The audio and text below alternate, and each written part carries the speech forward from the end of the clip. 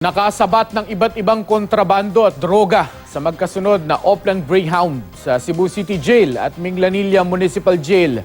Arestado naman sa buy-bust operation ang dati umanong tauhan ni alias Jaguar, na kilalang drug lord. Makibalita tayo kay Chona Carrion ng GMA Cebu. Ganito karami ang kontrabandong nasabat sa Greyhound operation noong Miyerkules sa Operation Second Chance Center sa Cebu City Jail. Dito nakapiit ang halos 200 minor offenders. Kasama sa mga nakuha ang isang maliit na pakete ng pinaniniwalaang shabu at dried marijuana leaves. Bukod rito, may nakuha ring matutulis na sandata. Kahit ang tsinelas na ito, nagagamit pa raw sa mga iligal na gawain. Ilan ang ilabay dito? Yan na ba? Ginawa nila. Ano nila? Oo.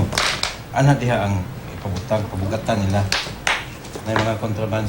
Iniimbestigahan na kung paano nakakapasok ang mga kontrabando, pati ang mga house parent iimbestigahan. Kay nganong nakasud ni siya, ngawa ni mamatikdi sa ato ang mga house parents. So, ang ato mga house parents, they are also all liable. Sa parehong araw ni raid ng Bureau of Jail Management and Penology at Minglanilla Police, ang Minglanilla Municipal Jail, bahagi ito ng kanilang Oplan Greyhound.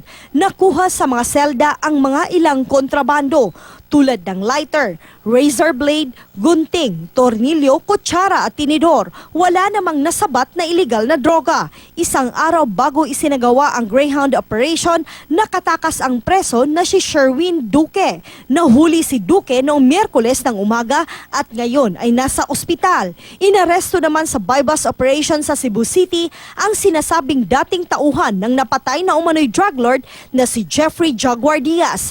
Kinilala ang suspect na si Arnolfo Abellana alias Hapon na ngayon ay bumalik daw sa pagtitinda ng iligal na droga.